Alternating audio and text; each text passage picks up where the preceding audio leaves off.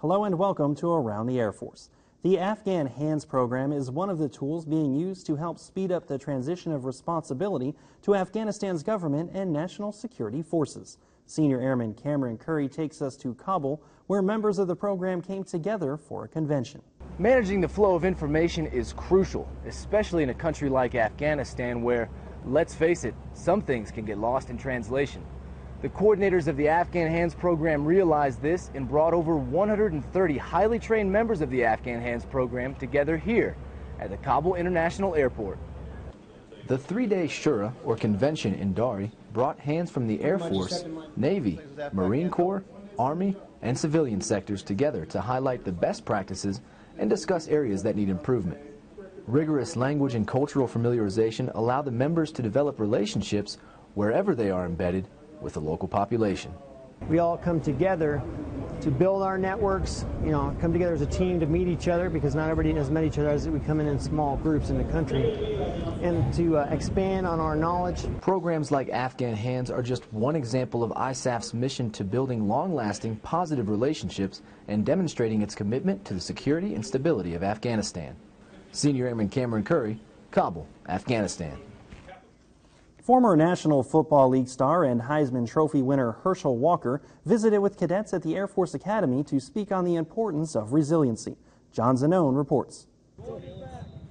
For all his success, winning the Heisman Trophy, a standout professional football career, a member of an Olympic bobsled team, even a mixed martial arts fighter, Herschel Walker has struggled with mental illness. Now I remember something on his shoulders of Herschel, people are going to quit disrespecting you like that. Something over here said, you know what, your parents didn't raise you like that. Oh, yes, they did. Oh, no, they didn't. These voices going off in my head. I thought I was losing my mind. Those voices were part of a mental illness called dissociative identity disorder. For Walker, it almost cost him his life.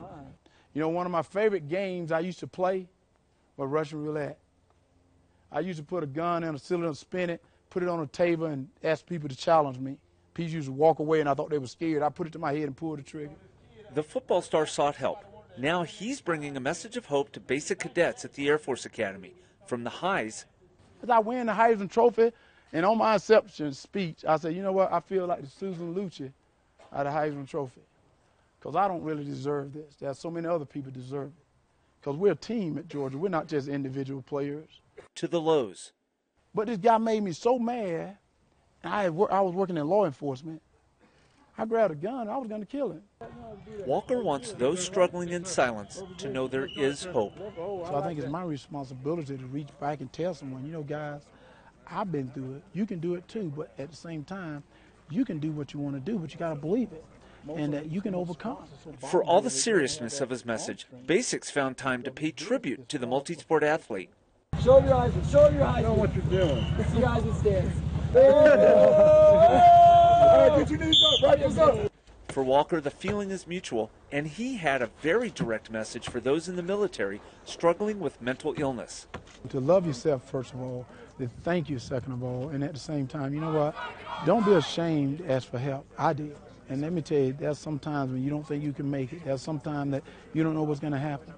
But let me tell you, if you don't get help, you can hurt your loved ones, you can hurt your kids, you can hurt so many more people than just yourself. And at the same time, you can hurt yourself. So that's one reason I said, don't be ashamed to ask for help. John Zanone, the United States Air Force Academy. For more stories affecting airmen and their families, visit the Air Force's official website, AFLink. To find Air Force television features, visit us on BlueTube. Just go to youtube.com/AF BlueTube.